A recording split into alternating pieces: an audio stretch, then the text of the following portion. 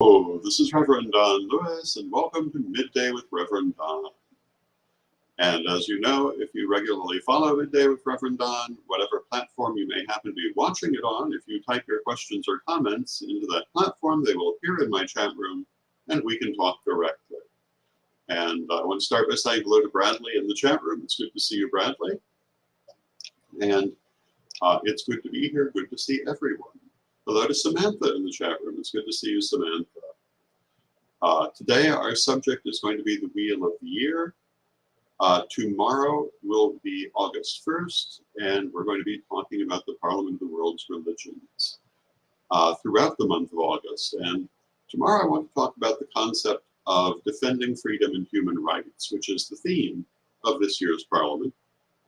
And I want to talk about what that means, what it means to me, what it might mean to you, what it means to pagans as a whole.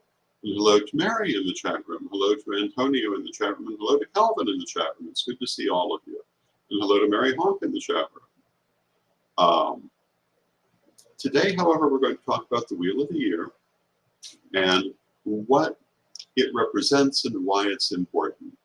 But first, a word about my Patreon. If you enjoy my work, if you would like to support my work, you can join my Patreon at revdonlewis.com. We have many interesting features, and we have a variety of events, and that is probably the best way that people can support me. Also, we have many things available at CorellianPublishing.com. Hello to Ebony in the chat room. Good to see you, Ebony. Hello to Renee. Hello to Brian in the chat room. It's good to see all of you. And I do love spending this time with you each day. Hello to Melanie in the chat room. It's good to see you, Melanie. And hello to Graskus in the chat room. It's good to see you. So what is the Wheel of the Year? And in a modern Wiccan parlance, we're talking about the 8 sabbats of the year. And the current modern Wheel of the Year is just that. Some of these celebrations are very ancient, but it's taken its form through the late 19th and 20th century. It has been continually refining to where it is today. And there's still things happening with it. And this is natural because religion is a living, growing thing. So one expects to see innovations. I'm sure they will only continue. The way we look at certain things changes as we go forward.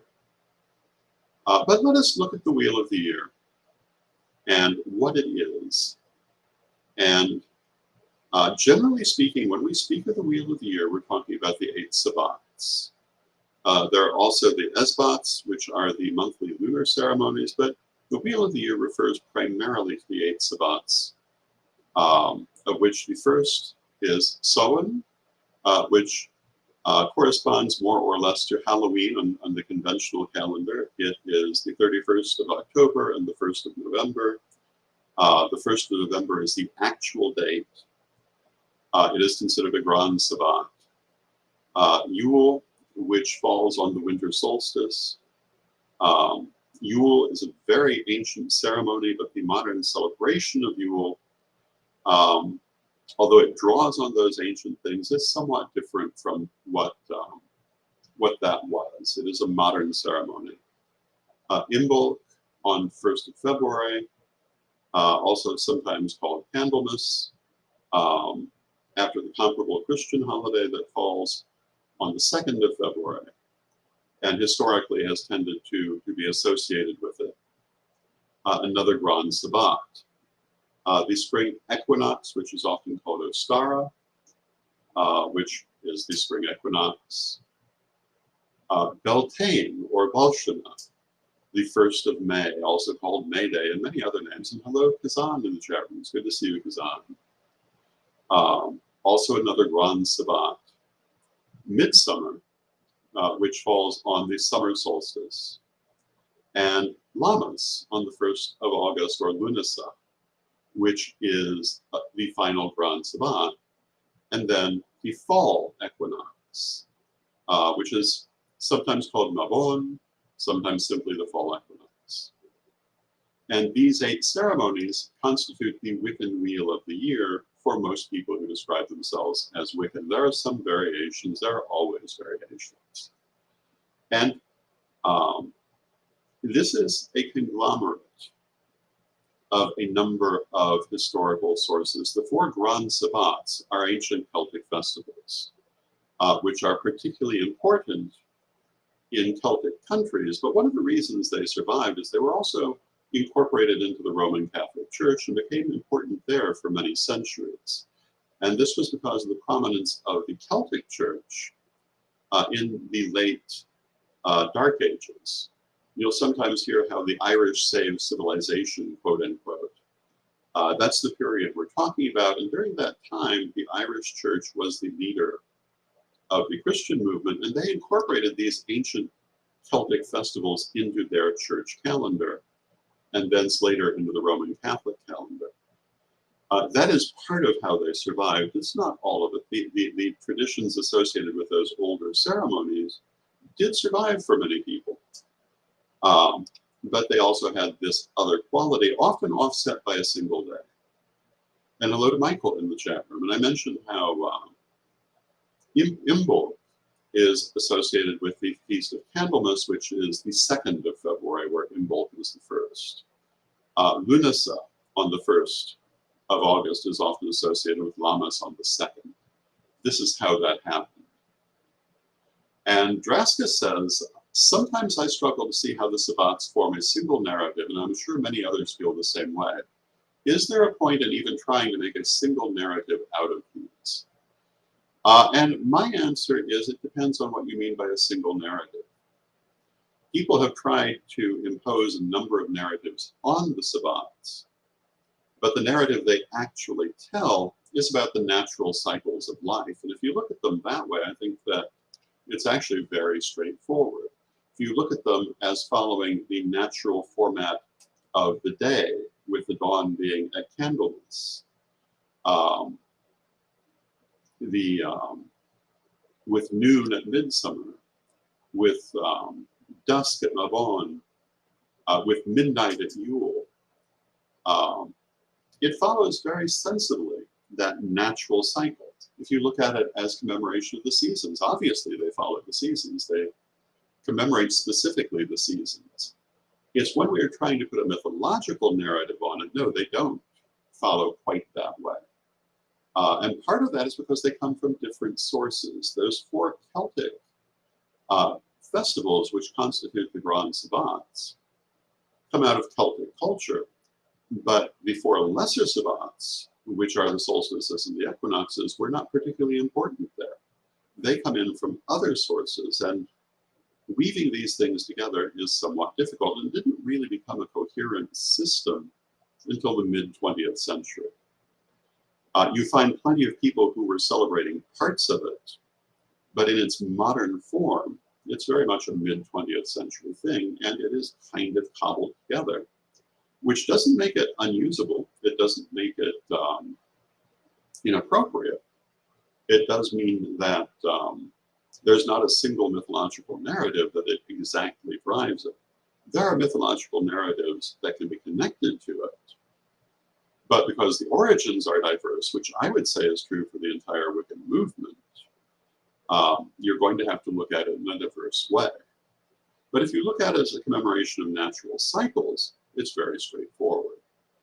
And in my mind, that's really how I look at it. Also, when I think of the four quarters and the four elements, but I also think of this as a natural process. I think of it in connection with the process of the day, with the dawn being in the east, the noon being in the south, the dusk being in the west, the night being in the north. When I think of the four elements, I think not really of the physical substances, but the process from inspiration to action to reaction to integration. And I think that when we look at it this way, it is a very coherent system. And I've often said that when we look at the world's religions, what the spiritual people in all religions say tends to be very similar, but the window dressing is often very different. I think if we look at the actual point of the Sabbats, they're very straightforward and very coherent, but the window dressing we put on them isn't always. One of the things I've learned about the Wheel of the Year, and I often talk about, is the importance of considering the northern and southern hemispheres. And in general practice, they're observing the opposite sabbats at any given time. So if you're celebrating Lammas or Lunasa, as we will be doing tomorrow, in the northern hemisphere, in the southern hemisphere, you're celebrating Imel or Imbolc or Candlemas. And these two opposite celebrations, if you look at them, are also complementary. They address very much the same issues in different ways. And if you go through the Wheel of the Year, you can see this. If you look at, for example, the solstice, and you compare the winter solstice and the summer solstice, they're both about the same thing. That when you reach a certain point of expansion, you must adapt and change. There is a point where the yang energy can go forward so far before it must turn back and become yin. The yin energy can go inward so far before it must turn back and become yang. It's not an eternal trajectory, it's an eternal cycle. And this is part of why when we look at the Taijitu, the yin-yang symbol, we see part of each in the other. But that also means that neither of them is an eternal trajectory. They are representing the movement of the universe, and the Wheel of the Year does the same. When we look at Imbolc and Lammas, we are looking at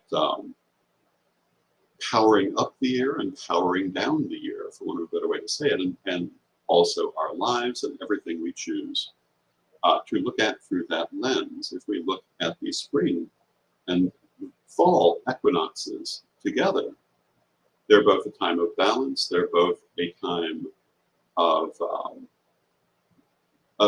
both trying to find balance and celebrating balance. And they're also a time of growth. In one case, the growth of the plants of the world, and in the other case, the growth of the harvest. Whether we're looking at the fields or the forests, this is what we look at the equinoxes. When we look at Beltane and Samhain, we are looking at the gates of the year. And hello to Corey in the chat room. Good to see you, Corey. They're just that. They're the gates of the year, the gate of life, the gate of death. The opening of the season of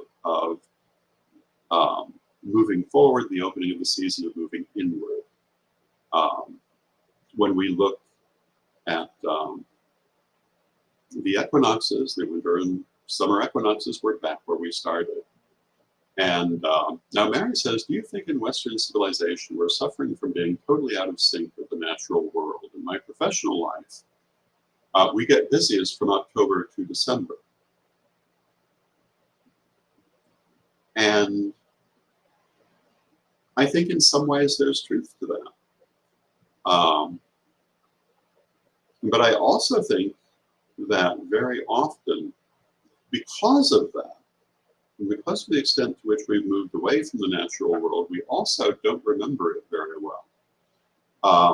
I would say that actually October to December was always one of the busiest times because it was when you had to deal with all those things you had harvested. You had to deal with your animals before the winter. You had to prepare for that coming winter during that period. And so it actually was always a time of great activity. But I do think that to some extent, we have become out of touch with natural cycles. And I think that some of that is simply a natural consequence of living as we live. I think some of it is by choice. And I think that one of the problems with that is we forget that there is a cycle. And the cycle, one of the things I wanted to talk about in this half hour is the way in which that cycle of the Wheel of the Year also speaks to the cycle of our lives. One of the things I think we are alienated from is the cycle of our life. I think that we have an image of ourselves, and hello to Diane in the chat room, it's good to see you, Diane. I think we have an image of ourselves where we stay static in time. And that is not really the nature of life. And Bradley says the wheel of the year is a story of life, death, and rebirth, and the interconnectedness of all things. Absolutely. It also is a story of us.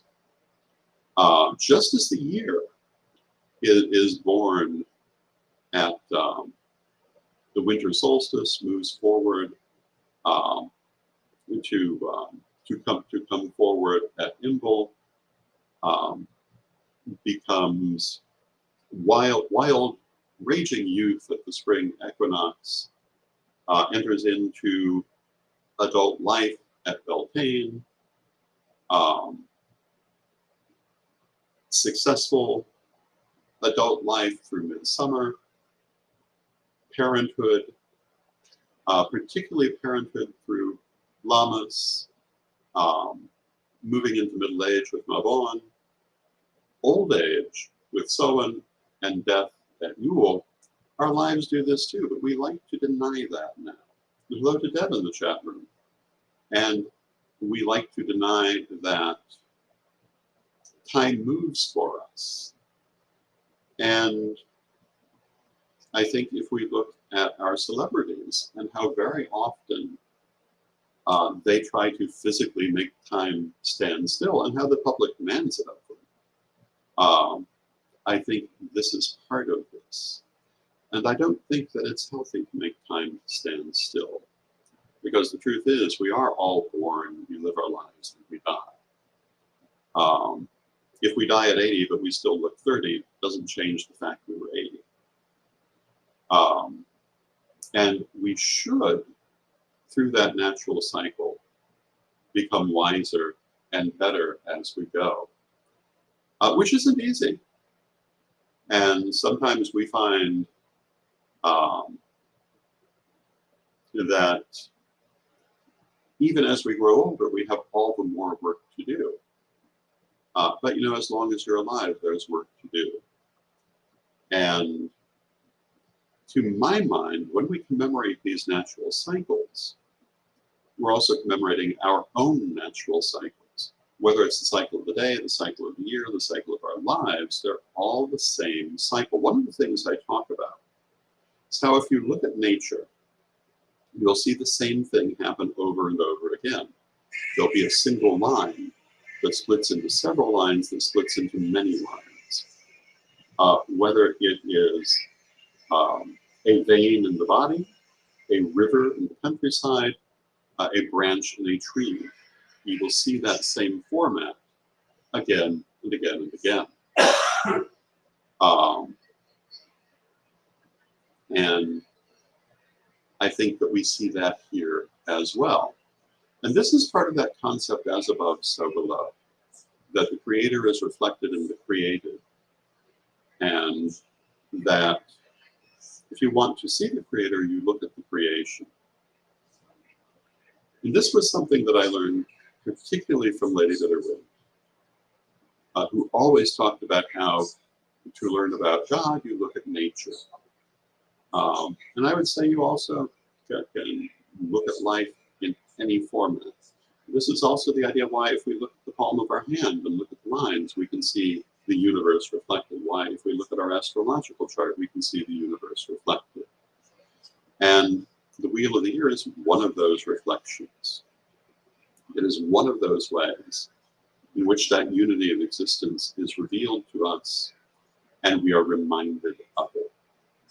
And so in my mind, when we celebrate that Wheel of the Year, we are also celebrating the wheel of our lives and the way in which everything that occurs moves forward. I talked about the 4 elements in the magic circle earlier and how I see them as a process of literally anything. And I would say the Wheel of the Year is the same. It's another way of looking at how most everything takes place, how the cycle it goes through, including ourselves. And so to me, it's a kind of instruction placed there for us that we can consult for our own information, our own education, our own guidance. And these are some of the real reasons beyond worship and way beyond mythology that the Wheel of the Year is important. And, you know, there are all kinds of myths attached to these sabbats. We talk about them in the degree lessons. We talk about the descent of the goddess. We talk about how it also talks to incarnation and reincarnation. But under it all is the central underlying process of being. And in my mind, ultimately, that's what all of these things speak to. They speak to that central process of being. And it is an important thing for us to look, I think, at the essence as well as the form. When I was studying art many years ago, form over function was one of the things very heavily stressed at that time. The idea that in the 19th century, people put the form over the function quite often, but in the 20th century, we focused on the importance of the form over the function. And this was a change in how people looked at things. But I think it's very important always to consider that function, to consider the form in light of the function. And Jim says we need more recognition of our life cycles. Perhaps society created the myth of middle age to compensate for fear of aging. Perhaps. You know, aging, as they say, is not for sissies. But it's also a privilege denied to many to stay firmly on the shores of the ocean of cliches. Aging can be difficult, but it brings many rewards, at least for people who are still living and growing. And ideally, we live and grow until we die. And the truth is, any one person, we can divide our life cycle in any number of ways, but any one person is going to be where they're at, not necessarily in an archetypal place. And hello to Heather in the chat room. And this is true in every part of life. That very young person can be very wise. That very old person can be very foolish. That very old person can be the strongest person in the room. Where we expect people to be is not always where they are, and our stereotypes get in our way. But having said all of that, I see that we're coming to the end of our half hour. I want to thank you for being with me. I love to spend this time with you. I'm going to go ahead and close for now. And I thank you for being with me. I look forward to seeing you tomorrow. And let us close, as we always do, with our prayer. Divine Mother Goddess, Divine Father God, beloved ancestors, we thank you for all the wonderful things in life and for all the signs you give us to help us to grow. We pray that you will help us to achieve that growth, to open our minds, to make the changes we need to make, to have the best lives we can for ourselves and for others. And beloved Mother Goddess, beloved Father God, beloved ancestors, we thank you with great love and with respect, and knowing you are always with us. From respect, we thank you for your presence, and may you be blessed now and always. And I thank you for your presence. May you be blessed now and always. And we will see you tomorrow. And until next time, again, may you be blessed now and always.